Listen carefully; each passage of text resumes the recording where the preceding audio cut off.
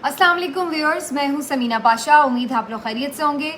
Viewers, आज दो तीन अहम खबरों पर बात होगी। एक तो आपको बताएंगे कि किस तरह से जो अमरीकी साजिश का और अमरीकी मुदाखलत का बयानिया था वो आहिस्ता आहिस्ता मुख्तलिफ हिस्सों में अब आश्कार होता जा रहा है, और ये अंदाज़ा हो रहा है कि इसमें काफ़ी हकीकत थी। जो इमरान खान ने एक नैरेटिव इसमें बनाया था, ये सिर्फ ऐसा नहीं था कि राई का पहाड़ बनाया गया हो, बल्कि इसमें यकीनी तौर पर कुछ ना कुछ हकीकत मौजूद थी। और अब इस जो पूरे ड्रामे के किरदार हैं वो आहिस्ता आहिस्ता सामने आ रहे हैं और ख़ुद भी आके एतराफ़ कर रहे हैं कि कौन किस तरह से इसमें शामिल रहा है। और अब हम देख रहे हैं कि इसकी गवाही इंटरनेशनली भी आना शुरू हो चुकी है। और अब काफ़ी ज़्यादा हम कह सकते हैं कि ये जो नैरेटिव था इमरान खान का ऑलरेडी, जिसको हमारे मुल्क के अंदर से तो काफ़ी नुकसान पहुंचाने की कोशिश की गई कि जी इमरान खान ने बड़ा कोई ये मुल्क की सलामती के साथ खेला है ये नैरेटिव बना के, और पूरा साइफर केस ही इसके ऊपर बेसिकली मबनी है। लेकिन जो चीज़ें सामने आ रही हैं उससे तो ऐसा लग रहा है कि दूसरे फंस जाएंगे और इमरान खान को शायद एक क्लीन चिट मिल जाए इस केस में। क्या है ये स्टोरी आपके साथ शेयर करेंगे, और फिर आपसे बात करेंगे मियाँ साहब की वापसी के हवाले से, जो बड़े शोर के साथ, हंगामे के साथ, धूमधाम के साथ वापसी का प्लान कर रहे हैं, और इसके लिए उनकी इस्तकबाल की तैयारियां भी शुरू हो चुकी हैं। मीनवाइल एक कोशिश की जा रही है कि पुराना जो एक बयानिया है उसको निकाला जाए, उसको ज़रा टाकी शाकी मार के उसको ज़रा सही तौर पर रेडी स्टडी करके नए सिरे से तो उसको जो है वो तैयार करके आवाम के सामने लाया जाए। क्योंकि ज़ाहिर है अब मियाँ साहब वापस आएंगे तो कुछ ना कुछ तो उन्होंने मंजन अपना भी आवाम के सामने रखना है। अगर इलेक्शन कैंपेन लीड करनी है, इलेक्शन जो कि खुद अभी तक बड़े तजब्जुब का शिकार हैं, तो उन्होंने भी तो जाके आवाम को कुछ ना कुछ कहना है। तो वो क्या कहेंगे, क्या उनका इस सिलसिले में बयानिया होगा, उसकी कोशिश बनाने की जो है वो जारी है। उस पर भी थोड़ी बात करेंगे और आपको बताएंगे कि गेम चेंजर, अगर इलेक्शन हो गए तो गेम चेंजर कौन होगा, ये भी आपको आज ही के वीडियो में बताऊंगी। आपसे रिक्वेस्ट है कि चैनल को सब्सक्राइब कर लें अगर अभी तक आपने सब्सक्राइब नहीं किया। तो पहले ज़रा इमरान खान के बयानिया की बात हो जाए और फिर बात करेंगे नवाज शरीफ के बयानिया की। इमरान खान साहब का जो बयानिया था कि किस तरह से एक अमरीकी मुदाखलत के ज़रिए, साजिश के ज़रिए, और यहाँ पर जो यहाँ मुल्क के अंदर लोग मौजूद थे वो उसके सहूलतकार बने, जिसमें उस वक्त के आर्मी चीफ जनरल बाजवा भी शामिल हैं, और इसके साथ साथ जो यहाँ के सियासी जमातें थी, ऑपोजिशन थे, ऑपोजिशन के रहनुमा थे, वो शामिल हुए। और इस तरह उन्होंने मिलकर ना सिर्फ इमरान खान को इक़्तिदार से निकाला, बल्कि उन्होंने किसी हद तक अमरीकी एजेंडे को पूरा करने की भी कोशिश की। तो इमरान खान साहब का ये जो बयानिया था ये काफ़ी ज़्यादा मकबूल भी हुआ। उन्होंने साइफर भी लहराया जलसे में, और उसके बाद फिर आपको मालूम है कि इस बयानिए के ऊपर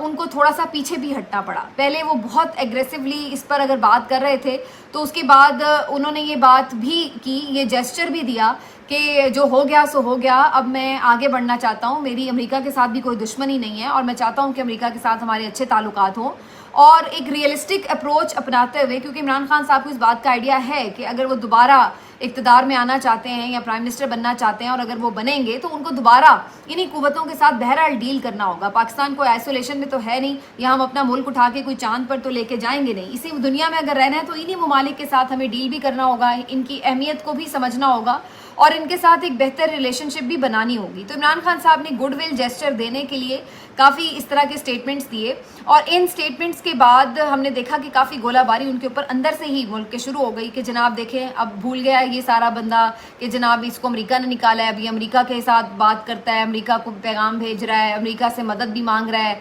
वगैरह वगैरह। तो ये सारी चीज़ों का फिर एक पूरा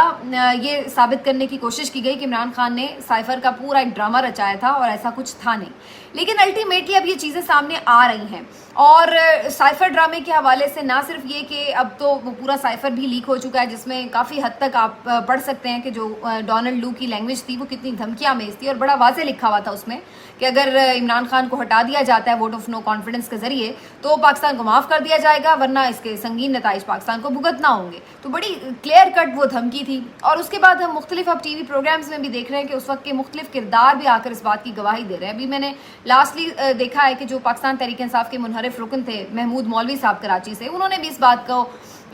इंडोर्स किया आके काशिफ वासी साहब के प्रोग्राम में कि बिल्कुल जी अमेरिका जो था उसमें कहीं ना कहीं शामिल था, और उनकी मुलाकातें भी रही हैं यहाँ पर जो अमेरिकी कौंसल जनरल थे उनकी भी, और जिस तरह से भी उनके जो पैगामात थे वो यहाँ आते रहे, तो कोई हद तक उनकी भी उसमें पूरी मुदाखलत थी। تو یہ اب چیزیں جو ہیں وہ کافی کلیئرٹی سے آ گئی ہیں، اور عمران خان صاحب صرف یہ کہتے ہیں کہ جی ٹھیک ہے، یہ بات بالکل حقیقت اپنی جگہ موجود ہے. یہاں سے بھی جنرل باجوہ صاحب نے بھی کام خراب کیا ہوا تھا، اور ادھر سے امریکہ بھی اس بات میں خوش نہیں تھا کہ عمران خان کی حکومت چلے، تو پھر یہ مل ملا کے انہوں نے کام کیا. لیکن اب کہانی اس سے تھوڑی آگے بڑھتی ہوئی نظر آ رہی ہے. بات صرف یہیں پہ رکی نہیں ہے کہ عمران خان کو نکالا گیا ہے اور اس کے اوپر اکتفا کر لیا گیا، بلکہ ایسا بھی لگ رہا ہے کہ عمران خان کا راستہ روکنے کے لیے بھی ابھی تک جو بیرونی قوتیں ہیں وہ ایکٹیو ہیں، اور وہ کسی نہ کسی طرح آپریٹ کر رہی ہیں کہ ان کو واپس بھی اقتدار میں آنے سے روکا جائے. یہ نہیں ہے کہ صرف انہوں نے یہ دیکھ لیا ہے کہ بھئی عوام خفا ہوئے ہیں اس فیصلے سے، ان کے نکالنے سے، بلکہ انہوں نے پورا راستہ روکنے کے لیے بھی ایک ایسا لگتا ہے کہ پلان ترتیب دیا ہوا ہے اسٹل عمران خان کے لیے. امریکہ کی طرف سے بھی ابھی شاید کوئی گرین سگنل نہیں ہے، اگرچہ وہ یہ بار بار آ کے اسٹیٹمنٹ دیتے ہیں کہ جی پاکستان کا اندرونی معاملہ ہے، اور وہ یہ کہتے ہیں کہ ہم صاف شفاف الیکشن چاہتے ہیں، لیکن کہیں نہ کہیں انہیں اس بات کا اندازہ ہے کہ اگر عمران خان واپس اقتدار میں آیا تو وہ پھر ہمارے لیے پرابلمز کریٹ کرے گا، اور اس طرح سے امریکہ اپنے باتیں نہیں منوا سکے گا جو کہ وہ کسی بھی دوسری حکومت جو پاکستان میں موجود ہو اس سے منوا سکتا ہے. ابھی ریسنٹلی انٹرسیپٹ جو کہ وہی انٹرنیشنل امریکی جریدہ ہے جس نے اس سے پہلے سائفر بھی لیک کیا، ان کی جانب سے ایک اور اہم انکشاف کیا گیا، اور ان کی اسٹوری بتاتی ہے کہ جو آئی ایم ایف کے ساتھ بالکل لاسٹ مومنٹ پر پاکستان کی ڈیل ہوئی، جس میں شہباز شریف صاحب بڑے بظاہر ہیرو بن کے ابھرے تھے کہ جناب انہوں نے کوئی کافی کوشش کر کے آئی ایم ایف کی ڈیل حاصل کی ہے اور پاکستان ڈیفالٹ سے بچا ہے، تو انہوں نے یہ انکشاف کیا ہے کہ یہ بھی ڈیل کروانے میں بنیادی کردار امریکہ کا تھا، اور امریکہ نے اپنا اثر و رسوخ استعمال کرتے ہوئے آئی ایم ایف کو اس بات پر زور دیا کہ پاکستان کو یہ پیکج دے دیا جائے اور پاکستان کو ڈیفالٹ ہونے سے بچایا جائے، اور جو معاملات ہیں وہ آگے چلیں. اور یہ بھی اس سٹوری میں انکشاف ہوا ہے کہ اس کے بدلے یہ نہیں کہ امریکہ کو یہ کوئی پاکستان سے بڑی محبت ہے، لیکن بہت سارے ایسے معاملات ہیں جس پر امریکہ اپنے مطالبات بھی پھر پاکستان سے منواتا ہے، کیونکہ وہ کہتے ہیں نا دیر از نو فری لنچ، تو یہی والی صورتحال ہے. اور اس میں اب اس اسٹوری کے مطابق یہ بھی بتایا جا رہا ہے کہ پاکستان نے پھر ایک ڈیل اسٹرائک کی ہے یوکرین کے ساتھ، اور ان کو اسلحہ بھی پرووائڈ کیا، اور ان کو پاکستان اگرچہ عمران خان صاحب کے دور میں جو یوکرین اور روس کی وار تھی اس میں پرائم منسٹر کا موقف تو یہ تھا کہ ہم نیوٹرل ہیں. یہ بعد میں پھر امریکی یعنی دباؤ کے اوپر باجوہ صاحب نے جو اسٹیٹمنٹ دیا تھا کہ جی ہم تو امریکہ کے ساتھ ہیں، روس کی ہم مذمت کرتے ہیں، لیکن پرائم منسٹر صاحب نے ایز اے پالیسی اسٹیٹمنٹ اس کو یہ کہا تھا کہ ہم نیوٹرل ہیں اس وار کے اوپر. لیکن اب بعد میں یہ انکشاف کر رہا ہے یہ جریدہ کہ پاکستان اس میں اب باقاعدہ امریکہ کے ہی موقف کے ساتھ کھڑا ہے، اور اتنا ہی نہیں بلکہ وہ یوکرین کی ہر سطح پر حمایت بھی کر رہا ہے. تو یہ ساری کہانی جو ہے انفولڈ ہوتی ہے، جس سے یہ اندازہ لگایا جا سکتا ہے کہ امریکہ نے جب عمران خان کی حکومت گرائی اور اس کے بعد ان کی واپسی کے لیے بھی جو مختلف ہتھ کنڈے اپنائے جا رہے ہیں، اس میں بھی لگ رہا ہے کہ کہیں نہ کہیں ان کی پوری ایک سپورٹ موجود ہے کہ ٹھیک ہے عمران خان کو واپس اقتدار میں نہیں آنا چاہیے، ورنہ جو ان کے ایجنڈے ہیں یہاں پر اس ریجن میں وہ متاثر ہوتے ہیں. ریسنٹلی ہم نے ایک اور ڈیولپمنٹ بھی دیکھی کہ گوادر میں جو امریکہ کے سفیر ہیں انہوں نے جا کے گوادر کا دورہ کیا، تو یہ بھی ایک بڑی ڈفرینٹ سی ایک چیز تھی دیکھنے میں، کیونکہ اس سے پہلے ہم جانتے ہیں کہ گوادر میں چائنا کا پورا سٹیک ہے، اور چائنا پوری اپنی انویسٹمنٹ وہاں پہ کر رہا ہے، اور چائنا کا پورا وہاں پر ایک سمجھ لیں آپ کے پورا کنٹرول بھی ہے کافی حد تک، یعنی جو بزنس کے وہاں پہ جو معاملات ہیں کوریڈور کے حوالے سے اور بندرگاہ کے حوالے سے. لیکن یہاں پر جو امریکہ کا سفیر جا کے اگر دورہ کرتا ہے، امریکی نمائندہ جا کے دورہ کرتا ہے، تو یہ بڑا میننگ فل ہے. تو یہ ایک طرح سے آپ نے پورا وزن جو ہے اپنا وہ امریکہ کی طرف ڈال دیا، امریکہ کے پلڑے میں ڈال دیا، ایسا یہ تاثر مل رہا ہے. اور جو یہ آپ کی اسٹوری انٹرسیپٹ کی، یہ بھی آپ کو یہ بات کنفرم کرتی ہے کہ اس کے بدلے میں ہی پھر امریکہ نے آپ کو فیور دی ہے، اور جو آپ کو آئی ایم ایف کا پیکیج ملا ہے وہ شہباز شریف صاحب کی کوئی کارکردگی یا ان کی کوئی متاثر کن قسم کی کنونسنگ پاور سے نہیں ملی، بلکہ اس کے پیچھے امریکہ نے زور لگایا اور پھر آپ کو یہ پیکیج ملا ہے. تو بہرحال یہ اب ساری کہانی جو ہے وہ سامنے آ رہی ہے، لیکن اس کے اوپر ابھی فردر میرا خیال ہے ایک ڈیٹیل انویسٹیگیشن کی بھی ضرورت ہے. اور سائفر کا معاملہ چونکہ اب سامنے چل ہی رہا ہے عدالت میں، تو لگے ہاتھ اس کے اوپر اگر قاضی فائز عیسیٰ صاحب آ کر ایک کمیشن ہی بنا دیں تو اس سے بھی بڑا فائدہ ہو سکتا ہے کہ پتہ چل جائے کہ عمران خان صاحب نے آخر اگر اس کو یوز کیا ہے تو کتنا غلط یوز کیا ہے، یا پھر بیسکلی یہ تو عمران خان اس میں وکٹم ہے اور دوسرے لوگوں نے کس طرح سے بیرونی ایما کے اوپر اپنے منتخب جو وزیر اعظم ہے اس کو اقتدار سے علیحدہ کیا ہے. تو یہ ایک بڑا کنٹروورشل سا کویشچن ہے، جس کا آنسر میرا خیال ہے کہ ایک پراپر جوڈیشل انکوائری ہی کر سکتی ہے. آگے بڑھتے ہیں, ذرا بیانیے کی بات کر لیں. عمران خان تو اپنے بیانیے میں اب کامیاب ہے, لیکن نواز شریف صاحب بڑا اسٹرگل کر رہے ہیں کیونکہ ان کے پاس کوئی بیانیہ نہیں ہے. واپس آ کر کیا کہیں گے کہ جی آپ کے پاس بتانے کے لیے تو کچھ ہے نہیں. جو 16 مہینے کی آپ کی حکومت تھی اس میں تو آپ نے ملک کا صرف بیڑا غرق کیا ہے. اب وہ آ کے ڈس آن کرتے ہیں اس حکومت کو, یہ کہتے ہیں کہ جی ہماری تو وہ حکومت تھی جو 2017 میں تھی. نواز شریف صاحب بیسیکلی ایک سائیکلوجیکل مشکل میں پھنسے ہوئے ہیں, اور اس کو میں یوں سمجھتی ہوں کہ جب آپ کسی بہت مینٹل کسی اس میں سے گزرتے ہیں, اسٹریس میں سے, تو آپ کے لیے وقت جیسے وہیں پہ رک جاتا ہے. تو نواز شریف صاحب بھی ایسے لگتا ہے کہ جیسے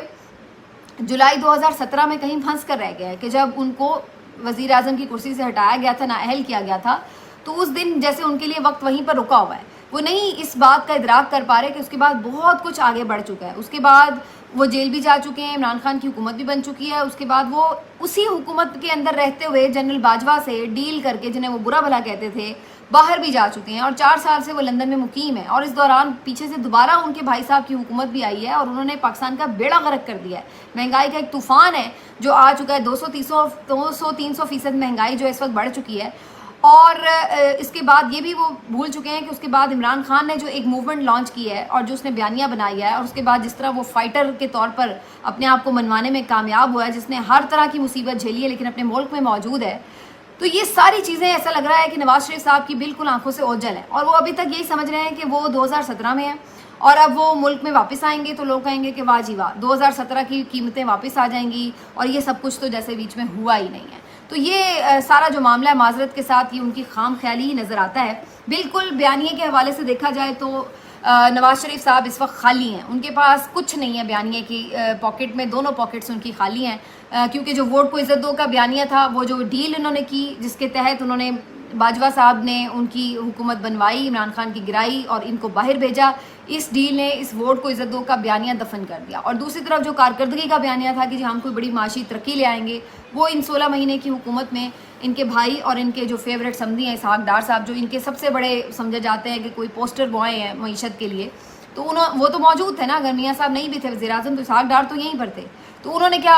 یہاں پر کارنامے کیے ہیں. تو دونوں ہی جو ان کے بیانیے ہو سکتے تھے ممکنہ, وہ ٹھس ہو چکے ہیں, اور وہ اب آ کے پلان کر رہے ہیں کہ جی وہ ہیلی کاپٹر سے ایئرپورٹ سے آئیں گے, جلسہ گاہ مینار پاکستان کھچا کھچ بھرا ہوگا, اور پھر وہ آ کے وہاں پر ایک دلگداز قسم کا خطاب کریں گے, اور اس خطاب میں وہ سب کو بتائیں گے کہ جی دیکھیے اب تو بڑا ان کے ساتھ ظلم ہوا تھا جب 2017 میں انہیں نکالا گیا تھا, اور اس کے بعد انہوں نے جو ظلم کیے ہیں سب کے اوپر, وہ جیسے کہ سب کسی کو پتہ ہی نہیں ہوگا, وہ تو سب جیسے بھول چکے ہوں گے. تو اتنا زیادہ بھی میرا خیال ہے عوام کے جو اجتماعی شعور ہے اس کی توہین نہیں ہونی چاہیے. اتنا بھی عوام کو آپ گدھا نہ سمجھیں کہ بالکل ہی ان کو آپ نے ایسے سمجھ لیا ہے کہ ان کے ذہن میں عقل نام کی کوئی چیز ہی نہیں ہے. تو بہت زیادہ اسٹرگل اس وقت پی ایم ایل این کو کرنی پڑے گی آن گراؤنڈ. اور اس وقت بھی جو ملک کے حالات ہیں, آپ ان کی ذرا یہ جو کنونشنز چل رہے ہیں ان کی ذرا سج دھج دیکھیں, اور ان کی کنونشنز میں گفتگو سنیں, کہیں سے لگ رہا ہے کہ یہ اس موجودہ حالات کے ساتھ کہیں کنیکٹ کر رہے ہیں. پتہ نہیں یہ کون سے 2017 کی باتیں لے کے بیٹھے ہوئے ہیں, اور فیض کو باجوہ کو برا بھلا کہہ رہے ہیں. وہ بالکل ارریلیونٹ ہو چکے ہیں اس موجودہ پاکستان کی سچویشن میں فی الحال. تو آپ ان کی باتیں کریں بھی, اگر اتنے ہی آپ تگڑے تھے تو جب آپ کے بھائی کی حکومت تھی تو آپ کرتے جنرل باجوہ کو گرفتار, کرتے جنرل فیض کو گرفتار, اگر آپ کو اتنا ہی ان کے اوپر رنج تھا کہ انہوں نے آپ کی حکومت گرائی. تو یہ ساری فضول کی باتیں ہیں, ڈھکوسلے ہیں, بیانیہ بنانے کی ناکام کوشش ہے. لیکن عوام ان سب ہتھ کنڈوں سے کافی حد تک جس کو کہتے ہیں عاجز آ چکی ہے, اور یہی وجہ ہے کہ کوئی بڑا ان کو جو ووٹ بینک ہے ان کا وہ اکٹھا ہوتا نظر نہیں آتا. کچھ لوگ ضرور ظاہر ہے ایک بہرحال پارٹی رہی ہے اور ایک روٹ پہ ان کی ہے پریزنس, لیکن وہ چیز اب جو مقبولیت کہیں آپ یا الیکشن جیتنے کی پوزیشن, وہ بہرحال نظر نہیں آتی ہے. اور اس میں ایک اور جو بڑا فیکٹر ہے وہ ہے نوجوان ووٹر. ابھی جو اعداد و شمار جاری ہوئے ہیں اس کے مطابق کوئی 5 کروڑ سے زیادہ ووٹر ہیں جو کہ 35 سال کی عمر تک کے ہیں, یعنی نوجوان ووٹر جو ہے وہ بہت زیادہ ہے. 2 کروڑ ووٹر جو ہیں وہ نئے رجسٹر ہوئے ہیں, اور 5 کروڑ سے زیادہ ووٹر ایسے ہیں جو کہ 35 سال کی عمر تک کے ہیں, یعنی وہ آپ کہہ سکتے ہیں, کنسیڈر کر سکتے ہیں کہ وہ یوتھ ہے, ینگ ووٹر ہے. تو جو ینگ ووٹر ہے وہ تو ٹوٹلی اس وقت عمران خان کا ساتھ کھڑا ہے, اور وہ بالکل بھی ان کے جو بھی نیریٹیوز ہیں, اب یہ ان کی پوری کوشش یہ ہے کہ جتنی بھی کنونشنز ہوتے ہیں اس میں بات کرتے ہیں تو آ کے نوجوان کرتے ہوئے دکھائی دیتے ہیں کہ جی بڑا کوئی نوجوانوں کو ہم موبلائز کر رہے ہیں. تو اس طرح کہنے سے وہ نوجوان موبلائز نہیں ہوتا. نوجوان جو ہے آج کل کا وہ بڑا سوشل میڈیا ایکٹیو نوجوان ہے اور چیزوں کو وہ بڑی گہرائی سے سمجھتا ہے, بوجھتا ہے اور اس کو دیکھتا ہے, اور پھر اب وہ بہت اچھے سے ڈسٹنگوش کر سکتا ہے. وہ منافقت کی صحافت جو اس کے ذریعے بیانیے بنائے جاتے تھے, منافقت کی سیاست جس کے ذریعے بیانیے بنائے جاتے تھے, اس میں کافی حد تک وہ تمیز کر لیتا ہے. اب وہ جو ووٹر ہے وہ بیسکلی گیم چینجر ہے, وہ بیسکلی وہ ووٹر ہے. یعنی اگر آپ دیکھ لیں کہ پچھلے میں الیکشن کی بات بھی کر لوں, اگر اس میں 1.5 کروڑ ووٹر ہو ان کا, تو تب بھی آپ یہ اندازہ لگا لیں کہ اب جو نیا ووٹر ہے اس میں سے کتنا ووٹر ہوگا جو پی ایم ایل این کی طرف یا پیپلز پارٹی کی طرف جائے گا.